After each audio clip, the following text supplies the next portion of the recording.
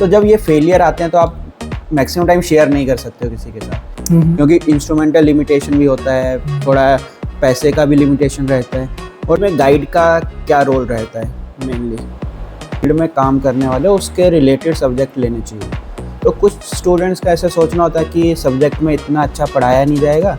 Congratulation sir, thank you so much, successfully हो गया। Thank you so much. तो sir आपने कोविड में शुरू किया था ना पीएचडी?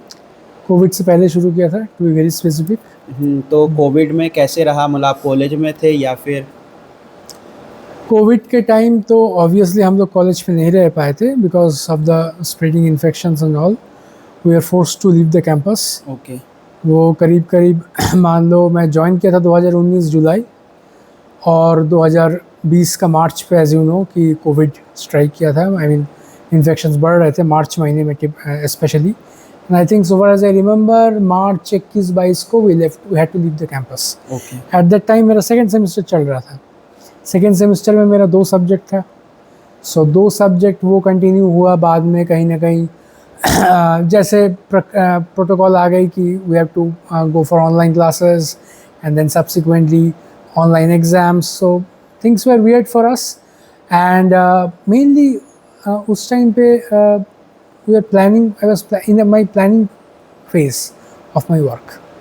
ओके, तो आपको ऐसे नहीं लगा कि कोविड पता नहीं कितने दिन चलेगा तो रिसर्च होगा नहीं, मैं जॉब में अप्लाई करूं, स्किप कर दूं पीएचडी, ऐसा कुछ माइंड में? नहीं, ऐसा नहीं आया था। द रीज़न बीइंग मेरा शुरू से पीएचडी करने का ही पॉइंट था and I was very clear with almost I mean about that point. The reason मतलब इसको बैक करने के लिए 1-2 चीज़ें I can tell you that I left my masters placements because of this, because मैं अपीयर ही नहीं हुआ मास्टर्स प्लेसमेंट्स के लिए।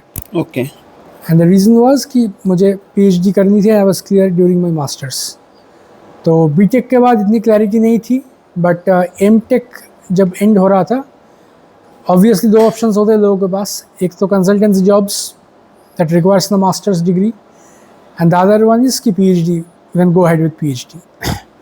तो PhD was the thing that I was looking forward to, given the kind of personality that I discovered myself and my interests in academics as well. Okay sir, मेरा first question है कि what we actually do in PhD, मतलब basically हम PhD में करते क्या हैं? So see, PhD में we kind of as engineers we are, see, an engineering PhD is a much different from that of a science PhD. Okay. Engineering is more of a applied research. So here we are supposed to pick a problem that is relevant to the context of our country and then apply our engineering skills and solve that problem. But then the point is you need to be careful about its novelty in the international perspective as well. Okay. So suppose you have picked up a problem which kind of is relevant for the Western world, and the literature shows you that there are gaps when it comes to the literature of that particular area. But when you are dealing, when you are seeing the Indian conditions, you would find that the problem is entirely different, and therefore you need to contextualize it with respect to our country. And sometimes this contextualization requires a whole lot of, you know, understanding of the Indian scenario regarding speaking with the authorities, maybe site visits if required, reconnaissance visits to understand the problem better, at least with respect to transportation engineering. और वो implementation भी उसका होना चाहिए, ऐसा ना? Right. So regarding I mean practical problem, we need to pick up a practical problem that has some practical benefits.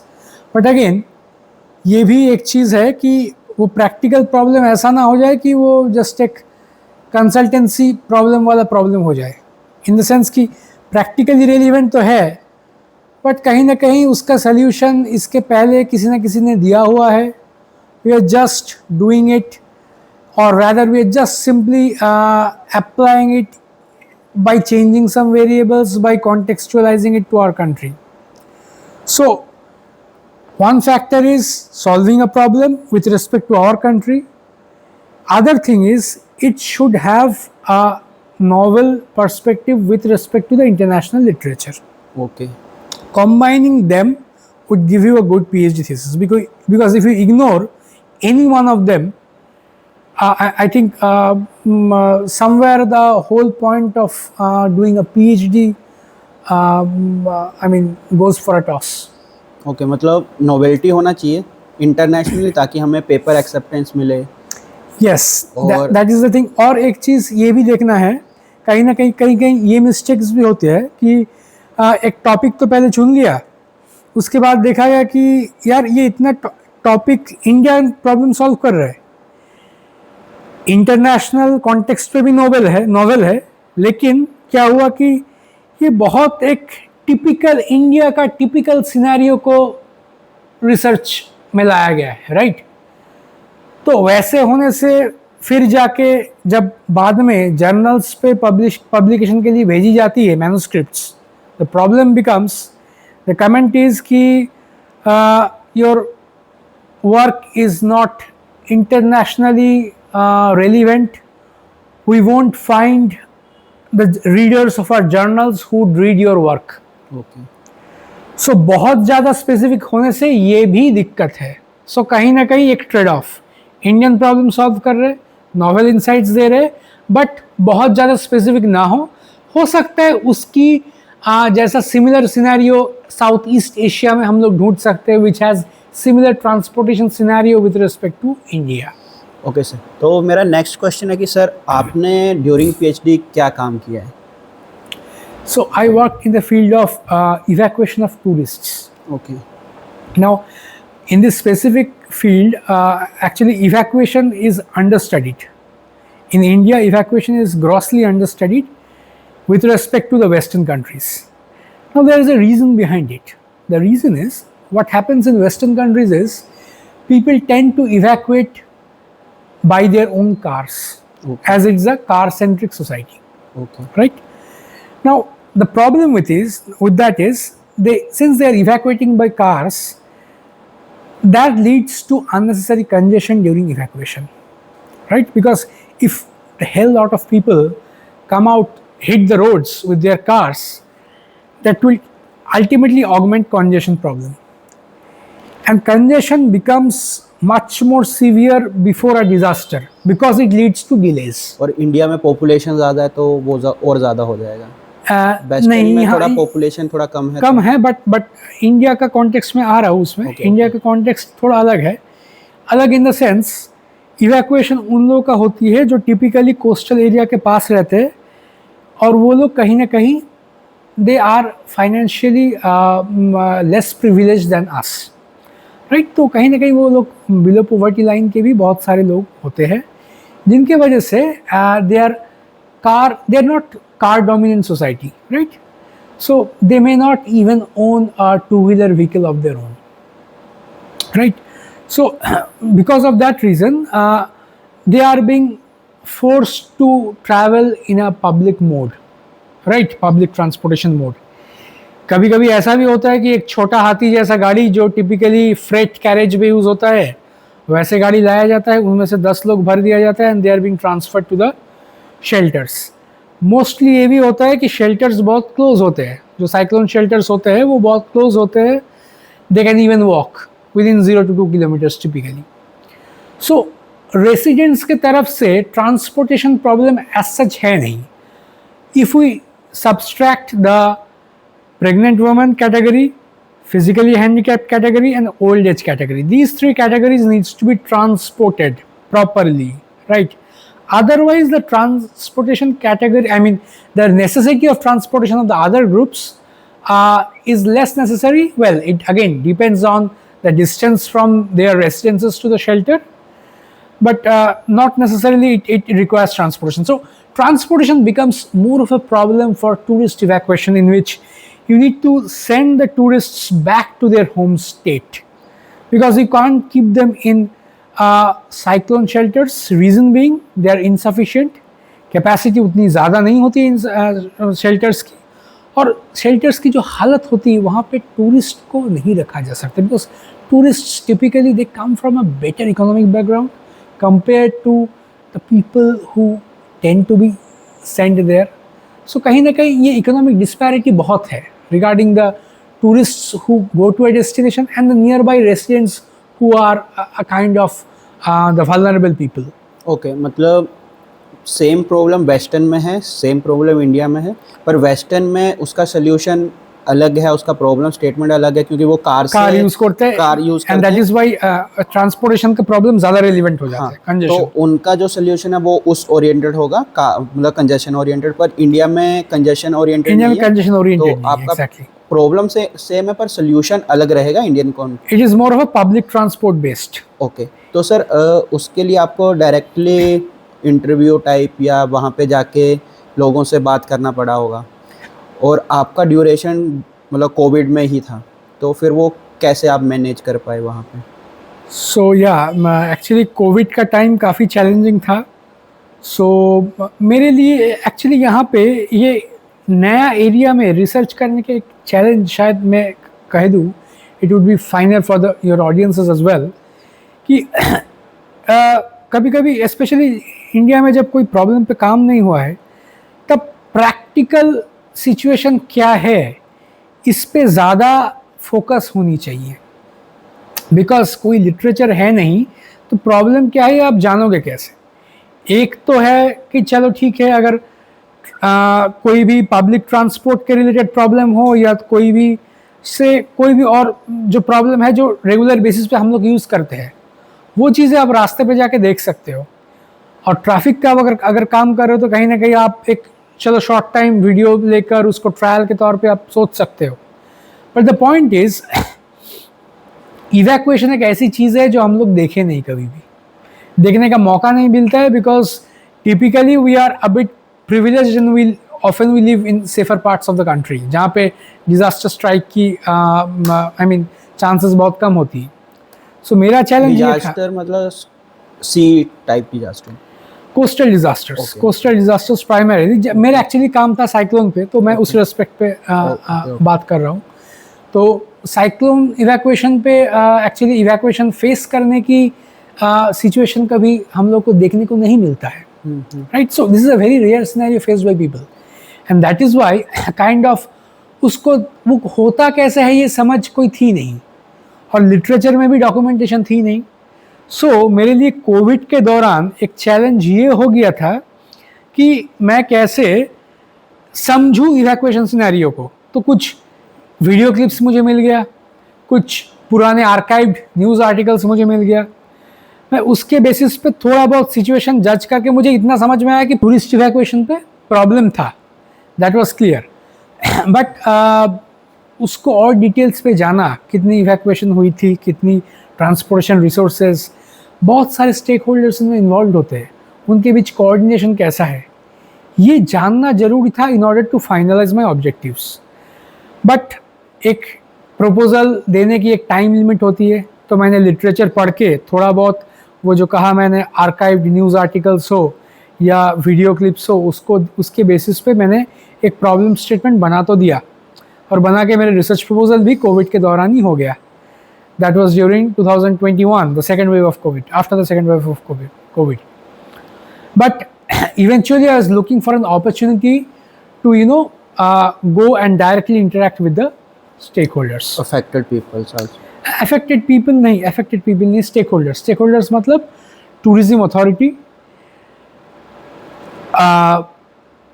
Orissa state transport और corporation, जो लोग स्पेशल बसेस सप्लाई किए थे टूरिस्ट इवैक्यूएशन के टाइम, और DRM जो एक्चुअली डिविजनल रेलवे मैनेजर की office जो होते हैं, वो खुर्दा ऑफिस, वो लोग स्पेशल ट्रेन सप्लाई किए थे. And lastly the hoteliers, hotel के जो मालिक है, जो स्टाफ्स है और जो कर्मचारी है, तो kind they had faced, I mean they have seen the problem, the cyclone funny tourist evacuation. तो इन लोगों को मैंने बात किया, वो करीब 2021 दिसंबर. And during that time I got a clarity that मैंने जो 4 ऑब्जेक्टिव पहले सोचा था, रिसर्च प्रपोजल में दिया था, उसमें से 2 इररिलेवेंट है, right.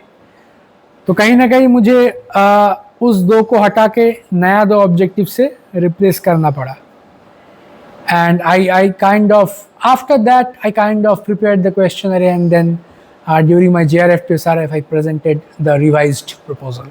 Okay. So by that time, I was in my 3rd year, almost at the fag end of my 3rd year. Okay, तो ऑब्जेक्टिव चेंज करने में कोई प्रॉब्लम तो नहीं रहता है ऐसे? नहीं है एक्चुअली, प्रॉब्लम एज सच कुछ है नहीं, but the thing is the theme should be similar. I mean, मैं टूरिस्ट इवैक्यूएशन पे कर रहा था, ज़्यादा से ज़्यादा क्या करता, अगर मान लो मतलब द पॉइंट इज़ कि थोड़ा सा फ्लेक्सिबिलिटी ज़रूर है और ऑब्जेक्टिव्स चेंज होती रहती है.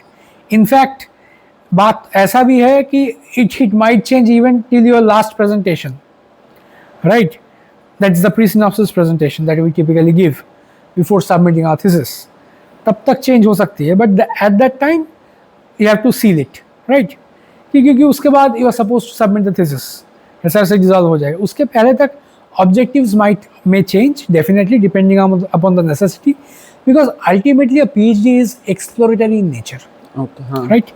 So because of that exploratory nature, आपको कहीं ना कहीं शुरुआत में एकदम पत्थर पे लिखी हुई एकदम fixed ideas, fixed thoughts, fixed objectives नहीं हो सकता है. हाँ, किसी किसी केस में ऐसा हो सकता है कि स्टूडेंट्स को प्रोजेक्ट पे रिक्रूट किया जाता है as a PhD student for working in a particular project. वहाँ पे शायद ऑब्जेक्टिव्स की फिक्सेशन या ऑब्जेक्टिव फिक्स्ड रहे, तो that is a separate thing. But unless those situations are happening in a normal situation wherein आपको सुपरवाइजर एक broad area देके उसको एक्सप्लोर करने की बात करते हैं, तो इन दैट केस आपको एक्सप्लोर करके उसको रिफाइन करते जाना ही एक बेटर आइडिया है. And I think that kind of gives you very good skill of framing a good problem statement. क्योंकि बने बनाया प्रॉब्लम स्टेटमेंट अगर आपको दिया जाएगा, आपका दिमाग कभी भी फ्यूचर में नया प्रॉब्लम स्टेटमेंट को एक्सट्रैक्ट करने में it would be weak, your mind would be weak, right? So कहीं ना कहीं वो प्रैक्टिस भी पीएचडी से होनी चाहिए. ओके. और सर मेरा नेक्स्ट क्वेश्चन है, हमें कॉन्फ्रेंस में कब सोचना चाहिए कि हाँ हमें कॉन्फ्रेंस पे जाना चाहिए, या कॉन्फ्रेंस क्यों ज़रूरी है? Conferences, see the point of conferences is number 1, एक तो आपका जो भी आप एरिया पे थोड़ा बहुत काम कर रहे हो उनको एक 10 लोगों के सामने पेश करने का एक जगह मिलती है. मोस्ट इम्पॉर्टेंटली फीडबैक मिलती है, फीडबैक रिगार्डिंग और वर्क. तो किसी किसी केस में ये स्ट्रैटेजी हो सकता है कि आप एक प्रिलिमिनरी काम करके कॉन्फ्रेंस पे जमा किए. सपोज प्रिलिमिनरी आप ऑब्जेक्टिव 1 का काम कुछ किए, and then you had the opportunity to visit a conference. It could be a national conference. शुरुआती दौर में एक नेशनल कॉन्फ्रेंस भी हो सकता है, कोई दिक्कत नहीं है इसमें, राइट? तो एक अच्छा नेशनल कॉन्फ्रेंस पे जाके आपने प्रेजेंट किए, आपको कुछ फीडबैक मिला, and based on that feedback if it is possible for you, you can revise the analysis, frame it in a well possible way, and then submit that manuscript to a good journal. तो कहीं ना कहीं आपका काम refine हो रहा है. ये है number 1 utility of conference. Number 2 utility of conference ये होगा कि नेटवर्किंग. एक तो आप 2 तरह के सोच लेके जा सकते हो कि मेरा एरिया में जो रिसर्च कर रहे हैं उनके साथ मुलाकात होगी. एक तो आप नैरो डाउन कर सकते हो कि यार ठीक है मैं ट्रैफिक पे काम कर रहा हूँ, तो कहीं ना कहीं ट्रैफिक के लोगों से मुलाकात होगी, वो लोग क्या काम कर रहे हैं. या तो अगर आप ऐसे सोच रहे हो कि चलो मोटरसाइकिल का और भी इंडिया में तो बहुत काम हो रहा है, तो उन लोगों का काम भी कॉन्फ्रेंस में देखने को मिलेगा. सो वो भी आप कहीं ना कहीं वो पर्पस भी सेटिस्फाई होता है कॉन्फ्रेंस जाने में. And the third thing is networking with professors. Professors के साथ भी नेटवर्किंग शुरुआती स्टेज से जितना कर पाना संभव है उतना किया जा सकता है, बट ये ज़्यादा काम में आता है towards the fag end of your PhD, because you may need to go for postdoctoral positions जहाँ पे नया आपको फैकल्टीज़ को ढूंढना है। तब आपको अगर कॉन्फ्रेंस से ही अगर पता लग जाएगा कि कौन कौन उस एरिया में, कौन कौन प्रोफेसर्स उस एरिया में काम करते हैं, तो कहीं ना कहीं आपको एक माइंड में always you have that list कि भाई मुझे ये लोग काम करते हैं इस एरिया में, and I can approach this people just after the submission of my thesis, right? And then I can talk with them regarding a new postdoc opportunity. और सर अगर हम स्टार्टिंग में जाएं अपने काम को लेके, तो काम का लीकेज होने का भी तो पॉसिबिलिटी रहेगा कि हमने कुछ ज़्यादा बता दिया काम से रिलेटेड। तो हमें क्या ध्यान रखना चाहिए कि हम जो कर रहे हैं उसका ओवरऑल पिक्चर बता दें, पर बिल्कुल डीपली ना बताएं, ताकि हमारा रिसर्च हमारा रह पाए। क्योंकि बहुत से, जैसे हम प्रोफेसर से इंटरेक्ट कर रहे हैं, हमने अपना आइडिया शेयर कर दिया, तो अब अभी हम भी स्टार्टिंग फेस में, वो आइडिया किसी और प्रोफेसर के पास चला गया, वो भी तो पिक कर सकता है उस आइडिया को।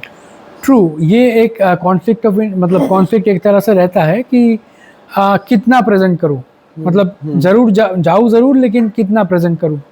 तो वहाँ पे मेरे ख्याल से आप ब्रॉड थीम्स पे बात करो। और कॉन्फ्रेंस टिपिकली क्या होता है कि बहुत ज़्यादा डिटेल्स पे बात करने की शायद मेरे हिसाब से स्कोप भी नहीं रहता है। क्योंकि हाँ, अगर कोई पेपर फुल पेपर डिमांड कर रहे हैं तो बात अलग है, बट एक्सटेंडेड एब्स्ट्रैक्ट्स पे, अगर पोस्टर्स पे बात हो रही है, या तो बात हो रही है एक टिपिकली 8 to 12 मिनट प्रेजेंटेशंस होती है, वहाँ पे can always give an overview and may be कि भाई ये मेरा नॉवेल्टी है, इसको टच करके जाना है, ज़्यादा डीप पे जाना नहीं है। So you can always control the amount that you publicise before you publish it in a good journal, right? क्योंकि अल्टीमेटली ऑब्जेक्टिव लोगों का वो होता है कि एक अच्छा काम को एक अच्छा जर्नल पे जाए।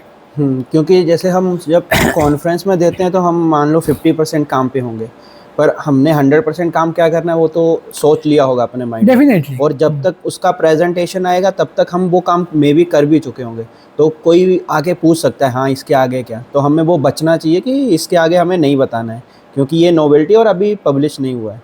हाँ, तो उसके आगे एक आध लिमिटेशंस बोल के you can always kind of terminate the discussion, and the discussion, because ये तो लिमिटेशंस है, we can work more on it. Because आपको पता है कहीं ना कहीं आप उस लिमिटेशंस को कवर करते हुए बाकी 50% काम कर रखे हो, so that way you can kind of manage. Okay sir, मेरा नेक्स्ट क्वेश्चन है कि मेरे को सर ये जानना है कि पीएचडी में गाइड का क्या रोल रहता है मेनली। तो पीएचडी में गाइड का रोल ये रहता है कि see he is like I mean kind of, it's your research end of the day, but he will guide you the way। कहीं ना कहीं आप कोई ट्रबल में, आपका कोई इश्यूज है, आपको देखो शुरू, ये गाइड का रोल ना, ये पीएचडी का फेज, पीएचडी का थ्रू आउट की फेज में अलग अलग होते जाता है, एंड इट कीप्स इवॉल्विंग। ऐसे एक लाइन पे बोलना I mean difficult, I would rather love to elaborate on it. शुरुआती दौर में गाइड का रोल क्या होता है? शुरुआती दौर में गाइड का रोल होता है कि बच्चे एक प्रॉब्लम लेके आ रहे हैं, स्टूडेंट एक प्रॉब्लम लेके आ रहे हैं, उसको इवैल्यूएट करके उसको फीडबैक देना है कि तुम जो भी सोच रहे हो इस पे ये गलत है, या फिर ये प्रॉब्लम शायद ठीक नहीं है और ज़्यादा एक्सप्लोरेशन की ज़रूरत है, या तो ये प्रॉब्लम इतना रेलिवेंट नहीं है, या तो आपको मैं ये एज ए सुपरवाइज़र ये भी फीडबैक आ सकता है सुपरवाइज़र से कि आपका प्रॉब्लम कहीं ना कहीं it is too heavy for a PhD, लंबा। तो प्रपोजल फॉर्मेशन के टाइम पे सुपरवाइज़र का रोल ये रहता है कि उन्हें प्रॉब्लम स्टेटमेंट क्या अच्छा है, क्या ठीक नहीं है, ये जो मैंने कहा कि प्रॉब्लम स्टेटमेंट पिक करने की जो कुछ चीज़ें मैं जो पहले कहा, वो कहीं ना कहीं गाइड का ही रोल है पीएचडी का शुरुआती दौर में, until you are finalising your proposal, right? तो उतना तक गाइड का रोल एक प्रपोजल की एक ब्रॉड एरिया से स्टार्ट करके narrow down to your final objectives.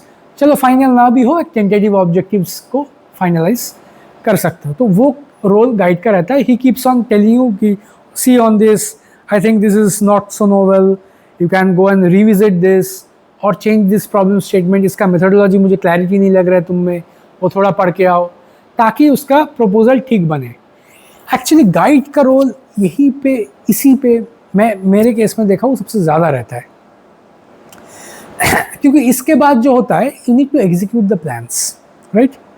Once your proposal is done, you have the plan. आपको methodology tentatively idea है कि कहीं ना कहीं ये मुझे अप्लाई करना है, although आपको पढ़ना है और भी अंदर जाना है, तो वो स्ट्रगल आपकी कहीं ना कहीं मेथोडोलॉजी को इम्प्लीमेंट करना वो आपका है. बट हाँ, आपको फिर भी थ्रू आउट गाइड का रोल रहेगा. He will keep on telling you okay ठीक है ये मेथोडोलॉजी वर्कआउट नहीं किया. If he is knowledgeable, I mean not necessary है कि हमेशा सुपरवाइजर्स हर मेथोडोलॉजी पे आइडिया उनका हो. So you have to come up with new ideas.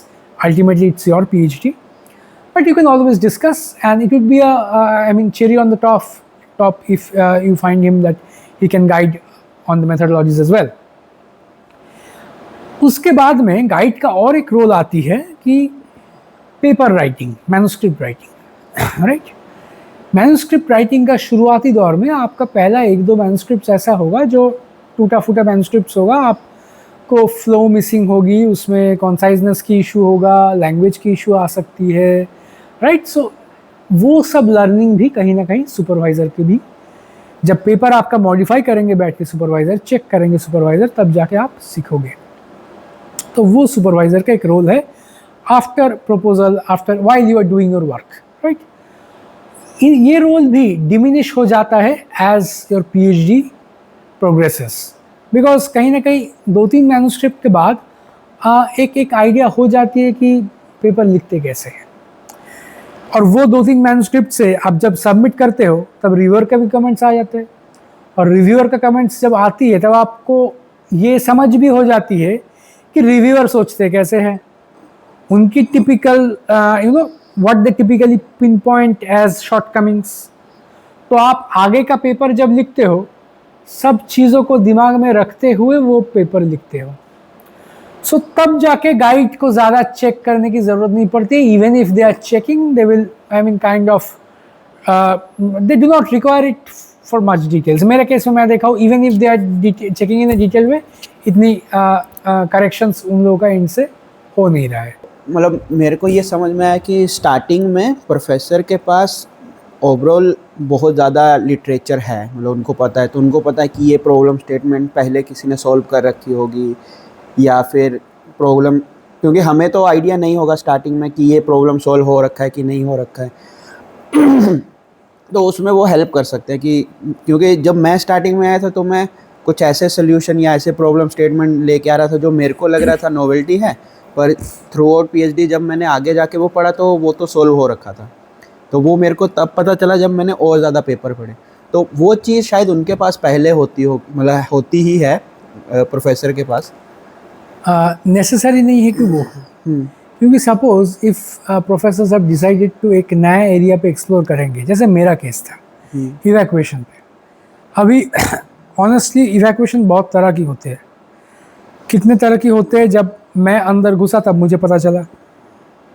तो सुपरवाइजर्स के पास नेसेसरी नहीं है कि लिटरेचर की हमेशा बहुत क्लियर आइडिया हो उनको, बट ये आइडिया उनको ज़रूर, क्योंकि उनके रिसर्च एप्टीट्यूड टिपिकली एक इनकमिंग PhD स्टूडेंट से ज़्यादा होता है. एक आइडिया ज़्यादा होता है कि क्या एज ए प्रॉब्लम क्या रेलिवेंट है और क्या इरेलीवेंट है. कभी कभी हम लोग लिटरेचर में पढ़ के आते हैं बहुत कुछ, and in the for the sake of novelty कह लो, या for the sake of you know doing something new कह लो, वो हम लोग ऐसे कुछ प्रॉब्लम स्टेटमेंट्स सोच बैठते हैं जो कहीं ना कहीं it is not so befitting with respect to our country.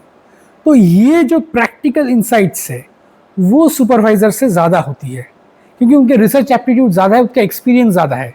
तो क्या प्रॉब्लम सॉल्व करने से वो उसकी इम्पैक्ट ज़्यादा हो, ये सुपरवाइज़र का ज़्यादा आइडिया है.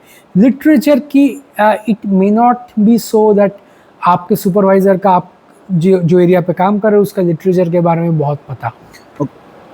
ओके सर, मेरे सर इसके बाद मेरे दो क्वेश्चन हैं। पहला तो मतलब मैं एक ऐड ये भी करना चाहता हूँ, क्योंकि हम कुछ प्रॉब्लम स्टेटमेंट ढूंढ लेते हैं जो इंस्ट्रूमेंट से मेज़र करना ही पॉसिबल नहीं है, क्योंकि इंस्ट्रूमेंटल लिमिटेशन भी होता है, थोड़ा पैसे का भी लिमिटेशन रहता है। और तो सर दूसरा क्वेश्चन मेरा यह था कि कुछ रिसर्च स्कॉलर सोचते हैं कि हमें वही टॉपिक पे काम करना है जो मेरे गाइड का टॉपिक है, तो उनका माइंड में ये होता है कि उसमें मेरे को इजी हो जाएगा आगे प्रोग्रेस करने में, मैं कोई नया चीज़ में ना करूं जिसके बारे में मेरे गाइड को पता नहीं है। तो उस केस में मतलब कैसे, मतलब वो सही अप्रोच है या? वेल ये डिपेंड करता है। सी इजी पाथ तो ठीक है, we as humans we tend to find the path of least resistance, right.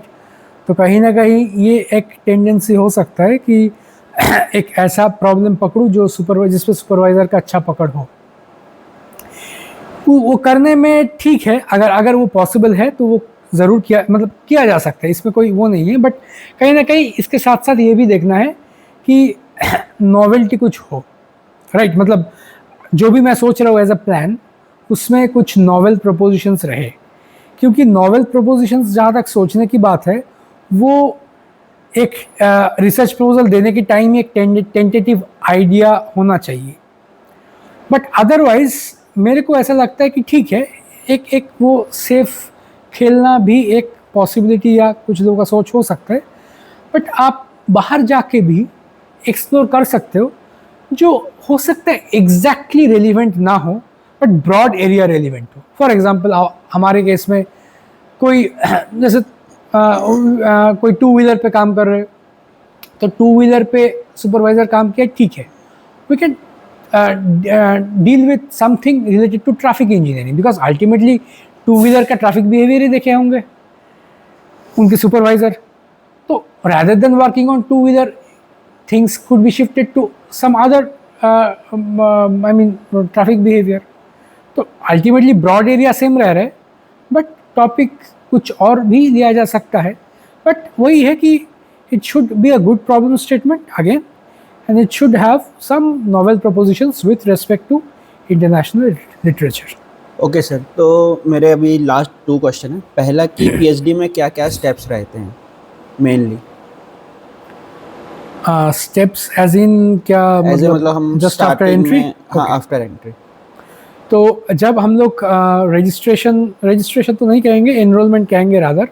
Enrolment जब होती है पीएचडी में, तो we have to take some course work, कुछ कोर्स वर्क के थ्रू जाना पड़ता है हम लोगों को। यहाँ पे भी एक मेरा सजेशन होगा, क्योंकि टिपिकली कोर्स वर्क सिलेक्शन बहुत सोच समझ के नहीं किया जाता है, इन द सेंस कि मेरे को जो क्वांटिटेटिव स्किल्स सीखना है, या जो चीज़ मेरे को समझ में आ रहा है कि आगे जाके ये मेरा काम आएगा, उसके रिलेटेड सब्जेक्ट्स को लेना चाहिए। कभी कभी सब्जेक्ट चॉइस का सिलेक्शन ऐसा हो जाता है कि मेरा सीनियर्स ने लिया है इसलिए मैं ले लिया हूँ, या तो मेरे सुपरवाइज़र के लैब में ये कॉमन है इसलिए मैं ले लिया। तो इतना स्टीरियोटिपिकल वे में सोचना शायद ठीक नहीं है। Rather we can think of कि मेरे एरिया रिलेटेड क्या क्वांटिटेटिव टूल्स एंड टेक्निक्स मेरे को फ्यूचर में काम आ सकते हैं, उसके हिसाब से कोर्स वर्क लेना चाहिए। तो after we are done taking with course works, एक शायद सेमिनार भी लेना पड़ता है। I think that criteria may differ from one IIT to the other, but certainly एक प्रेजेंटेशन की कुछ रहता है। तो apart from course work, once you are done with your coursework and that seminar, you now need to appear for a test, comprehensive test, कहीं पे Q test भी कहते हैं। तो अल्टीमेटली उस टेस्ट पे आपका सब्जेक्ट के ऊपर ओवरऑल पकड़, जो भी आप पढ़े हो, ऑल्सो लिटरेचर में जो जो पढ़े हो, या तो आपका quantitative skills and techniques related to your proposed या वुड बी टॉपिक, उसके ऊपर आपका कितना पकड़ है, सब चीज़ों का एक कॉम्प्रिहेंसिव इवैल्यूएशन होती है in order to understand whether you are fit for going ahead with your proposal और नॉट। जब वो हो जाती है, वो पास हो जाती है, then we kind of present the proposal. Proposal दिया जाता है। प्रपोजल एक हर एक पीएचडी का, मैंने पहले शायद ये स्किप कर गया, whenever you are entering into a new PhD, आपका एक कमिटी होगी, रिसर्च इवेल्युएशन कमिटी कह लो, special I mean student research committee कह लो, या जो भी कह लो, अल्टीमेटली कमिटी रहेगी जो आपका इवेल्युएशन करेगा, आपकी रिसर्च की डायरेक्शन को इवेल्युएट करेगा और टाइम टू टाइम आपको इनपुट्स देते रहेगा regarding your improvement in the area. तो वो तो शुरू में ही बन जाती है when your enrolling in your PhD programme. तो उनके सामने आपको प्रपोजल देनी पड़ेगी। प्रपोजल रिसर्च प्रपोजल देने के बाद then you are all set to start your work. तो फिर जाके एनुअल प्रेजेंटेशंस देनी पड़ती है बीच बीच में। You need to as and when your work is done, you try to communicate papers to conferences, to journals, wherever possible, and in this way you keep on receiving, in that way the feedback loop बनी रहती है कि मुझे SRC जो student committee होती है उससे भी फीडबैक मिल रहे, मैं कॉन्फ्रेंस बाहर जाऊँ उससे भी फीडबैक मिल रहे, मैं जब जमा कर रहा हूँ जर्नल्स पे तब भी रिव्यूअर से फीडबैक मिल रही है, even if the research is rejected. हाँ, अगर डेस्क रिजेक्ट होती है तो फिर बात अलग है, शायद उनमें इतना फीडबैक नहीं होती है, बट अगर वो रिव्यू पे जाके भी रिजेक्ट होती है, even in that case you can get some feedback. तो फीडबैक लूप बना रहता है, in this way you progress and finally you appear for pre synopsis, presentation and submission of thesis following by defending of thesis. Okay sir, मेरे को मतलब इसी से regarding एक क्वेश्चन था, मतलब ज़्यादा कि जैसे आपने बोला कि आप जिस फील्ड में काम करने वाले हो उसके रिलेटेड सब्जेक्ट लेने चाहिए, तो कुछ स्टूडेंट्स का ऐसा सोचना होता है कि सब्जेक्ट में इतना अच्छा पढ़ाया नहीं जाएगा, हम इजी सब्जेक्ट ले लेते हैं और बाद में जो मेरे टॉपिक से रिलेटेड रहेगा वो मैं थोड़ा थोड़ा सीखता रहूँगा। तो वो अप्रोच सही है या गलत है? वेल अभी बाद में तो सीखा जरूर जा सकता है, सीखने का प्रक्रिया इनफैक्ट थ्रू आउट PhD चलती रहेगी। बहुत सारी चीज़ें और भी सीखना पड़ेगा PhD के बाद, मतलब PhD के दौरान, जो शायद कोर्स वर्क पे ना सीखा हो, राइट? बहुत सारी चीज़ें सीखनी पड़ेगी, वो तो है, वो कंपोनेंट तो ऑलरेडी लर्निंग कंपोनेंट तो है, पढ़ने का या सीखने का कंपोनेंट तो है। बट कभी कभी एक्चुअली डर ये होती है कि उस कोर्स वर्क पे मार्क्स कम दिया जाता है, मैं उस पे इसीलिए नहीं जाना चाहता हूँ ताकि मेरा ग्रेड ख़राब ना हो जाए PhD का। तो इस पे मेरा कहना है कि यार आप मतलब कोर्स वर्क अगर आप सीरियसली थोड़ा, मतलब एक तो आप रेलिवेंट्स पूरा देख लो अच्छे से। अगर आपको लगे कि भाई इसकी कोर्स वर्क कंटेंट वाइज ये 70% मेरा रेलिवेंट है, 70% चीज़ें नया सीखना है, मेरा मानना है कि भाई अगर वो हेवी कोर्स वर्क भी है, अगर वो थोड़ा सा लेस स्कोरिंग या स्कोर करना चैलेंजिंग भी है, अब still you take the call and go ahead with that course work. Because वो एक एग्ज़ाम फॉर्मेट पे जब आप चीज़ों को पढ़ते हो, मतलब exam format in the sense exam का प्रेशर हो, एक क्लास एनवायरनमेंट में आप पढ़ रहे हो, बीच बीच में टेस्ट देनी पड़ रही है, आप कंसेप्ट क्लियर है कि नहीं कि that is being tested through exams, तब जाके एक प्रेशर बनी रहती है और कहीं ना कहीं वो सीख मेरे हिसाब से तो आपको बेटर रिफाइंड बनाती है। और सर मैं ऐड करना चाहता हूँ थोड़ा सा कि जो बीच में क्लास में अब मान लो एक आवर का क्लास है तो टीचर 1 आवर तो पढ़ाएगा नहीं, बीच में वो बहुत अच्छे इनपुट देगा रियल एक्सपीरियंस से, जो कि आप कहीं और से नहीं देख सकते हो। वो ना तो एग्ज़ाम में आएंगी ना तो कहीं भी आएंगे, पर जब आप अपने रिसर्च का एक्सप्लोर कर रहे होगे तो वो माइंड में ज़रूर आएगा कि अच्छा हाँ ये वाला चीज़ भी तो इसमें होता है। एग्जैक्टली तो कोर्स वर्क करने का यही फ़ायदा है कि टीचर्स के साथ जो इंटरेक्शन तुम मेंशन किए, तो इंटरेक्शन भी होती है, आप बेसिक लेवल पे एलिमेंटरी प्रॉब्लम्स भी सॉल्व करते हो in terms of assignment, right? But again वो कोर्स वर्क आपको सिलेक्ट करना थोड़ा, अभी यहाँ पे एक चीज़ मैं ज़रूर कहना चाहूँगा, क्योंकि कहीं ना कहीं we always learn from our failures, right? Failures का हो या रिग्रेट्स कह लो, तो ये चीज़ हम लोग सीखते हैं। तो मेरा रिग्रेट कहीं ना कहीं ये है कि PhD में ज्वाइन करने के बाद मैं क्यों दूसरे डिपार्टमेंट के, स्पेशली कुछ मैथमेटिक्स के कोर्स, हम लोग का क्वांटिटेटिव टेक्निक्स का बहुत यूज़ होता है, तो इन दैट केस कुछ मैथमेटिक्स डिपार्टमेंट के कोर्स वर्क, कुछ मैनेजमेंट के कोर्स वर्क, इवन हम लोगों का इकोनॉमेट्रिक मॉडल्स की भी बहुत यूज़ होती है। तो मैंने बाद में ये देखा कि ह्यूमैनिटीज़ का एडवांस्ड इकोनोमेट्रिक्स ये सब सब्जेक्ट्स फ्लोट किया जाता है उन लोगों का। तो I was kind of I had that regret कि शायद ये सब्जेक्ट में अगर मेरे शुरुआती दौर में PhD का शुरुआती दौर में अगर देख लेता तो I would have definitely opted for that course, वो मैं ऐड कर लेता।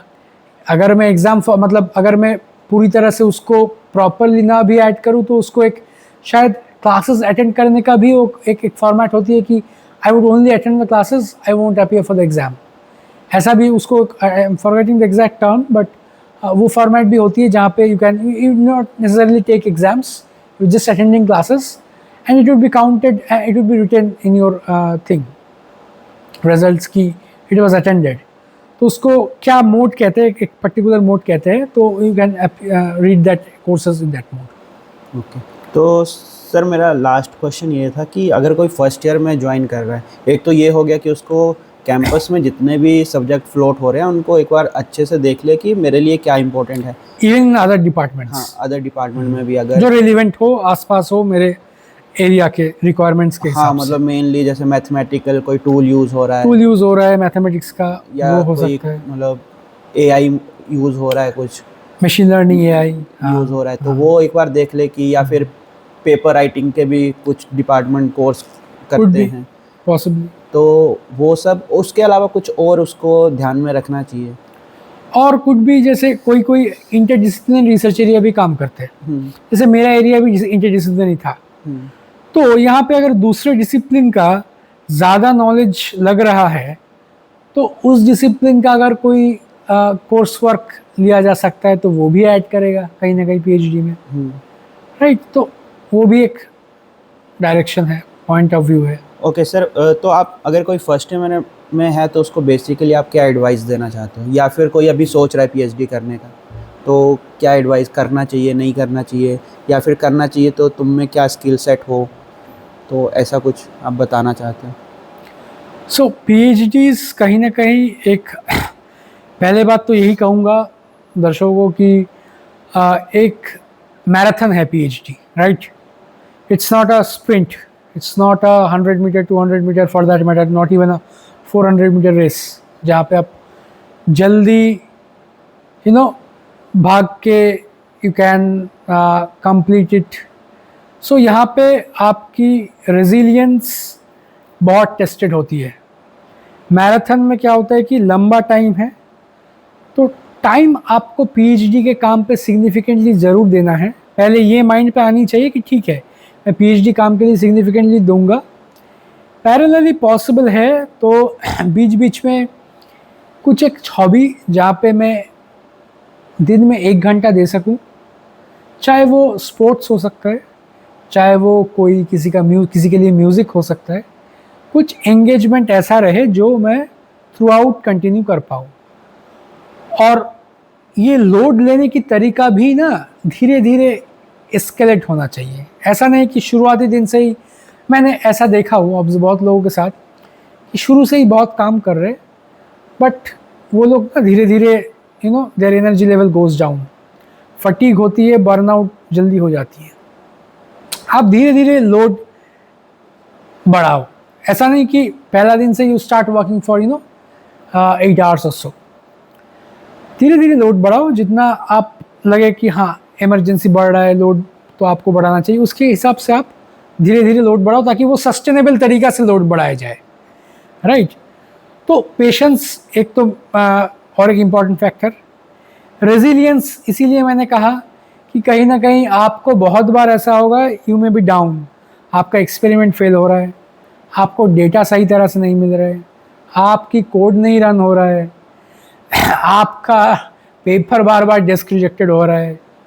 सो रेजिलियंस का पॉइंट यही है, ये सब फेलियर्स, ये सब डिसहार्टनिंग मोमेंट के बावजूद you can get back to normalcy और गेट बैक टू a refreshing mood very quickly. Okay, मतलब आप ये बोलना चाहते हो कि ये जो चीज़ हो रहा है तो हम कई बार सोचते हैं कि ये सिर्फ मेरे साथ ही हो रहा है, पर ये पार्ट है इसका। This is the part and parcel of the PhD. Okay, मतलब ये ऐसा नहीं है कि ये सिर्फ मेरे साथ ही हो रहा है, नहीं, ये सबके साथ होता है, सबके ये साथ सबके साथ ही होता है। तो इतना घबराना नहीं। घबराना नहीं है, हो सकता है किसी के साथ ज़्यादा हो, किसी के साथ कम हो, वो भी डिपेंड करता है कि उनका एक्सपेरिमेंट, जैसे मैंने शुरू में कहा कुछ केसेस में ऐसा होता है कि ऑब्जेक्टिव्स शुरू में प्रोजेक्ट से मिलती है किसी में, किसी पीएचडी में, तो उनका स्ट्रगल काफ़ी घट जाता है because they already have the problem statements in mind, objectives in mind, you know. They also, जब प्रोफेसर्स प्रपोजल लिखते हैं या फिर जो भी लिखते हैं proposal, they also have data collection plan in mind. तो उन लोगों का बात अलग, मतलब होते हैं, ईजी हो सकता है, बट मेजॉरिटी केसेस में it is a roller coaster ride. तो कहीं ना कहीं आपको काफ़ी सारे चैलेंजेस होंगे, आपको वापस उठना है, वापस उठ के यू नीड टू, और वहाँ पे ना मैटर करता है आपका रिसर्च पे इंटरेस्ट कितना है, तो वो होना भी ज़रूरी है। तो patience, resilience and interest in research, क्योंकि वो इंटरेस्ट अगर पैशनेट सच में बंदा है तो despite failures he will keep on coming back, try out different things, may be नया वो सोचेगा कि कैसे किया जा सकता है, चलो थोड़ा बहुत फेलियर्स आ रहा है fine, but let's deal with more, find out something, find a way out, तो वो करेगा अगर इंटरेस्ट है। ओके सर, ऐसे तो लास्ट क्वेश्चन था पर मेरा क्वेश्चन थोड़े और बढ़ गए।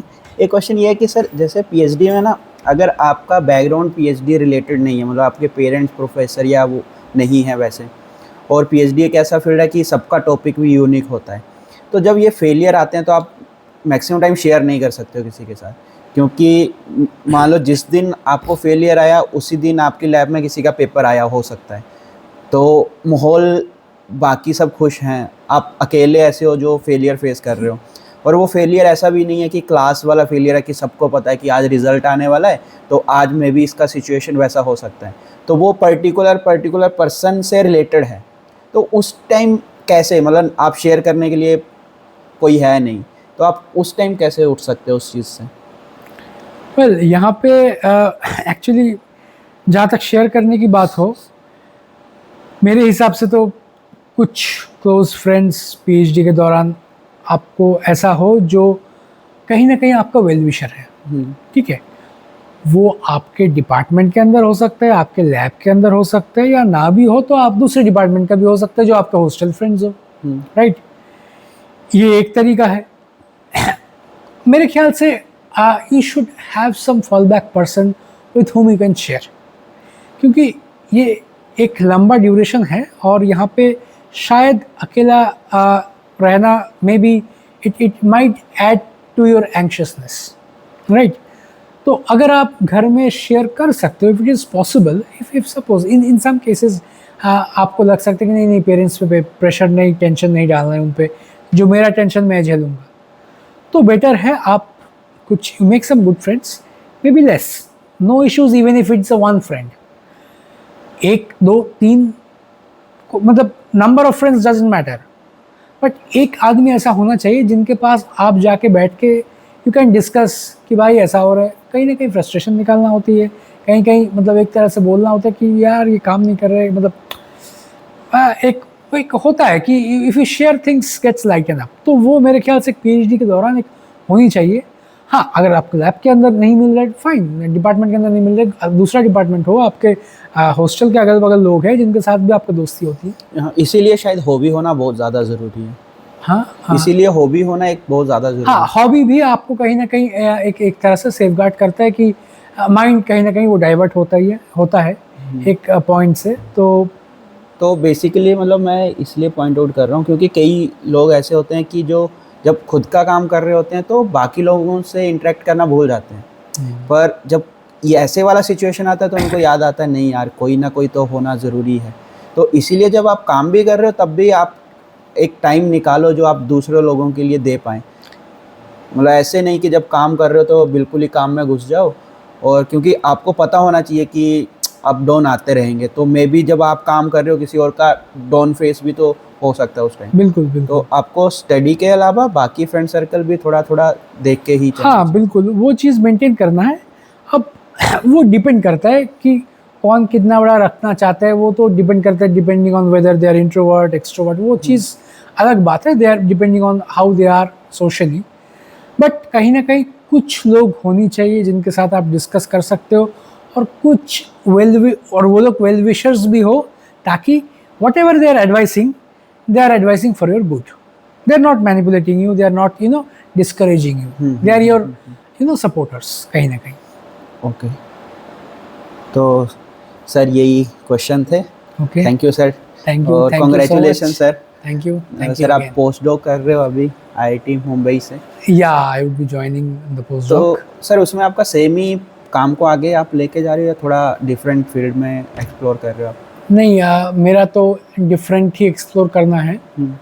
क्योंकि ऑनेस्टली एक जैसा प्रॉब्लम पे बॉक्स्ड इन, या तो कहीं ना कहीं कॉर्नर्ड होना नहीं चाहता हूँ मैं. तो मेरा यही आइडिया है कि नया चीज़ एक्सप्लोर करो, बट हाँ, ब्रॉड थीम जो रहेगी वो मेरा कहीं ना कहीं ट्रांसपोर्टेशन प्लानिंग ही रहेगा. मेरा काम था ट्रांसपोर्टेशन प्लानिंग पे, तो मैं ट्रांसपोर्टेशन प्लानिंग पे करूँगा. बट दूसरे प्रॉब्लम, ट्रांसपोर्टेशन में बेसिकली 3 फील्ड्स होती हैं. तो ट्रैफिक, प्लानिंग और पेमेंट. तो आप प्लानिंग साइड रहना चाहते हैं? मैं प्लानिंग साइड में PhD किया हूँ और प्लानिंग साइड पे ही कंटिन्यू करूँगा. कुछ और डायरेक्शन में कंटिन्यू करूँ, कुछ और प्रॉब्लम स्टेटमेंट लूँ, शायद कुछ और टूल्स एंड टेक्निक्स सीखने का भी प्रयास करूँ. ओके सर, मेरा एक लास्ट क्वेश्चन है. आपका जो रिसर्च वर्क है वो एक्चुअली कहाँ पे हेल्पफुल हो रहा है, मतलब एक स्टेटमेंट में ऐसे बताना हो तो? सो इवैक्यूएशन अथॉरिटीज़ को सबसे ज़्यादा हेल्प मिलेंगे मेरे काम से, because I am kind of giving them some suggestions, areas of improvement, and some behavioral models which will help them to estimate the evacuation demand.